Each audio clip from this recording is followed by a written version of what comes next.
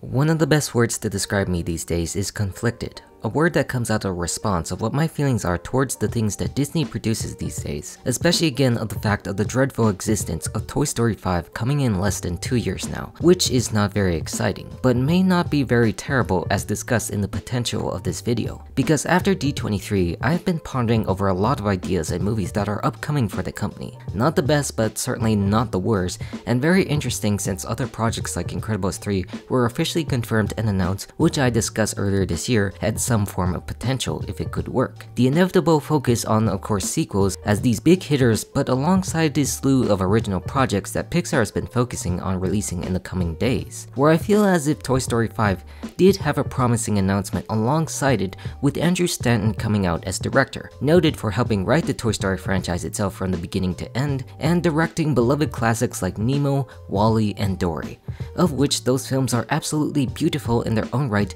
with fantastic messages built inside because of the fact that Andrew was the director, especially that of WALL-E, which I still hold as one of my favorite Pixar films. And the biggest reason why we should mention that, besides showcasing a great track record, is the fact of what Toy Story 5's premise is all going to be about, focusing on toys versus technology as seen in this artwork of a kid hiding behind the toys. And if you factor in WALL-E greatly into this with Andrew Stanton directing, then you understand how fantastic of a choice this is for the movie and what he can bring. Like some people have said, I just find myself cautiously optimistic about this entire movie based upon some of the elements alone, which by that I mean I still know it's bad enough that they're doing 5, but I find the ideas of such a film still appealing enough to watch. And besides that, the year that this film will come out will feature other beloved franchises returning, like Shrek entering in its own 5th era, meaning the inevitability of such a thing was always going to happen whether we thought it was a good idea or not. Where if you compare the reactions, then maybe we shouldn't feel too bad and look back upon our own opinions of what can or cannot work, and how we may feel with such news of what is involved, that it actually seems good to continue such a franchise. Of course, speaking about this, and like I said in the beginning, it does change my own perspective from earlier that I said Toy Story 5 cannot work if we still take into account the problems that Toy Story 4 had that took away important character developments of some people and unnecessarily adding an extension to a beautiful ending like 3, as most people say, and another of how Buzz and Woody said goodbye in 4 so he could become a lost toy. But I also still stand by those opinions that I cannot see that working to continue any longer. And that's why I wanted to label this as a conflicting potential, meaning the ideas seem good, but we are still left wondering how does this take this franchise as a whole even further? What more can be said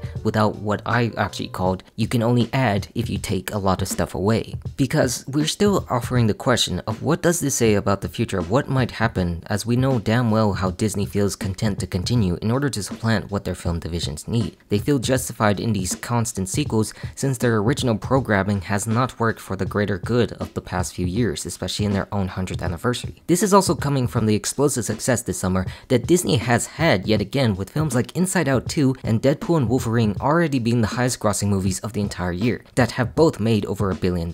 something that Disney did not even remotely come close to experiencing in each film they released in 2023, the year again that was their own 100th that ended in a spectacular failure, but recovered from that in terms of Pixar and Marvel succeeding again alone after their own mediocre successes or failures as seen in the Marvels or Elemental. Like there's hope that as long as there is good storytelling and good ideas involved in one project, most audiences will still come. They don't care if some people online like myself would say it's a bad idea to have such a thing happen, or you know, the other vice versa way around. But this does not mean that all that they're doing is great, especially in the case of Mufasa as another bigger terrible example to come that looks disgusting, but how in this point in time they're more posed to actually come back in success in their most important areas of animation, decently like Pixar with this movie and Disney with Moana 2 more likely at this point. So just like Disney has been experiencing right now, I'm really in this back and forth motion and mood about this movie from my initial reaction about what I said about Toy Story 5 that believes it cannot work, but also can with the ideas of technology and who is involved within the project now,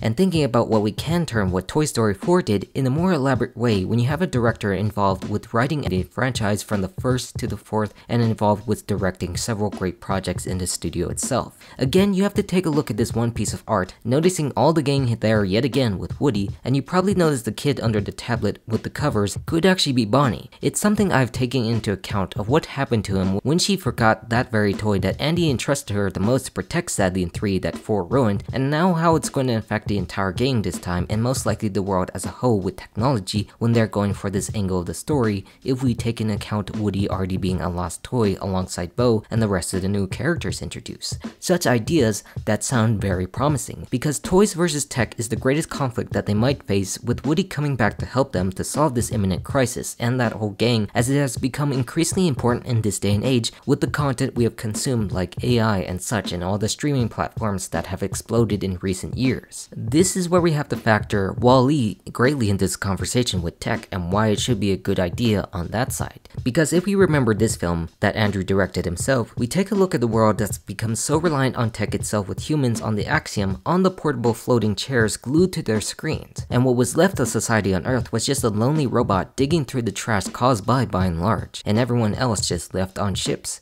Where this very robot, ironically, defeated technology by falling in love with another, and pushing people indirectly to rediscover the missing part of themselves despite their usage of technology. That the message in this film was that technology was still a good thing and a benefit to helping man, but it shouldn't be a straight reliance that humanity needed that made us end up in space talking on screens beside each other rather than in front. That we became complacent and did nothing to ourselves because we so relied on something that doesn't give us any meaning in life. The main focal point of living rather than surviving that is taught to characters like the captain that we see later in the film. So when you put this into perspective, especially in modern times, we spend time on our phones way more than we ever did with toys in the past in a few decades, you get a very promising story that can come from it. Characters that might need to fight once again for the love of where life really matters to them rather than our own reliance on things like tech itself. But before you discuss in more positives, we still have to go back leading the conflict within the negatives, as we said earlier throughout this year. Still, we persist with the franchise that has continued for so long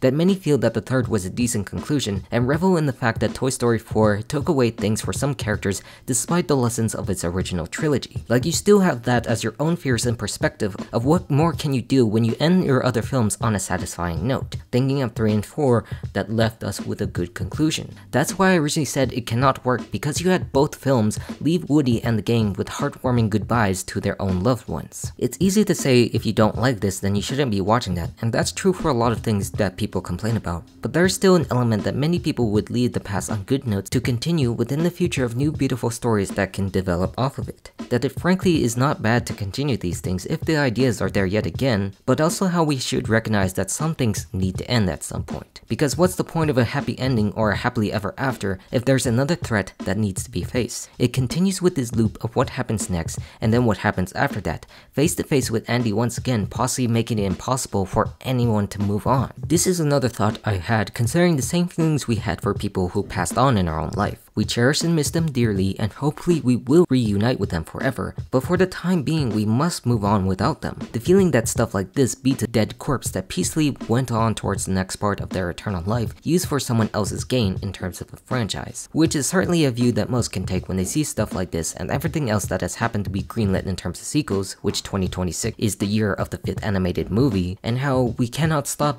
thinking about this in terms of the modern franchises that still persist to continue, and fans who are debating whether the stuff they release now is good or not. I also bring up a point such as losing loved ones because of how some of the cast of Toy Story has already passed on too, such as Mr. Potato Head in Don Rickles and Mrs. Potato Head in Estelle Harris, a point where they just reuse most of the lines of Don Rickles for the 4th film in a reduced role to still have him involved in some way, to make up for what might happen and what might said. Sure, they aren't the main characters or cast with the importance we all know, but they sure were there since the very beginning for the most part. Which, to be fair, is a problem that can be easily solved by recasting voice actors like Slinky Dog was, which is fine when you can't tell the difference, but also a point that shows how long this franchise has been running with those characters, where it's better to enjoy a film based upon its initial cast involved. Like, you're not gonna have Tom Hanks or Tim Allen around forever if you did like something like Toy Story 10, because they'd be dead by that point. And I'm not going to include anything about AI in this conversation, because that is a horrible idea and thought, which would be ironic, especially in the fact that this is a toys versus technology plot that is going to be used, doing the one thing that these guys are fighting against. where there needs to be a lid capped upon these projects if you think about the process of creating movies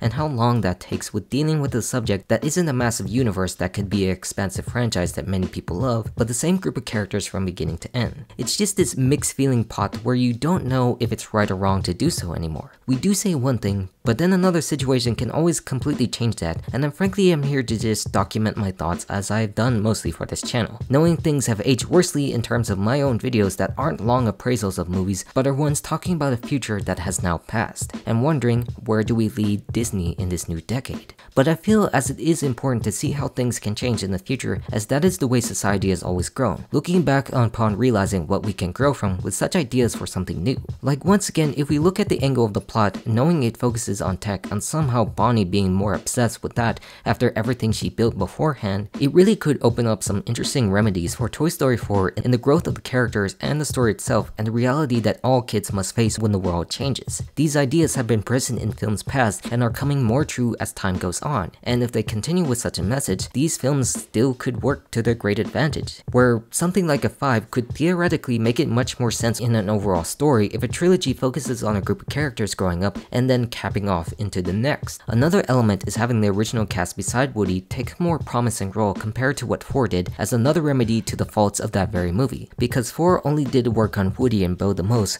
with Forky being the new character kid alongside and Buzz just taking the journey to get them back. That this feels like a more logical thing to do, since the last 4 mainly did focus on Woody's own story, and if he already capped it off with his discovered purpose as a lost toy, then maybe we should go back to truly involve the others more so than just plopping them there since they have been since the very beginning. Something like that does make things a bit more relieving on that side, knowing the talent that has been used and the times that are being discussed relevant to reality as we know, but still not without their setbacks that we know can generally be used for profit, as most companies need to do so nowadays to restore their own good. I mean, overall again, Toy Story is a great franchise with great movies. Not one I can really hate for my own personal taste, unless you take some of those latest elements in this picture that does suck the life out of them, but then understand what can happen as a result. Like I said earlier, I am more optimistic about this than I was from before of why it couldn't work for me, with who is involved and what it is presented to be, but also confused about what will happen next. There's nothing I can do about this personally to change anything with what has been said for our next great move about what the company might be willing to do, but at least I can still express my own thoughts about things that are good or bad, even if I might turn myself into a contradicting mess,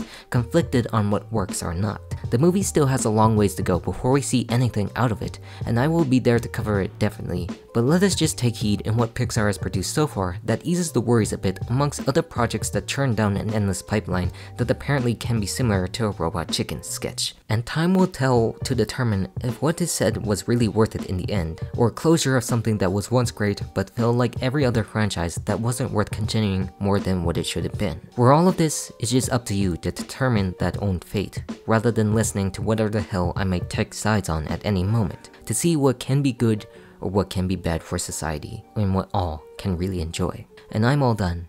Goodbye.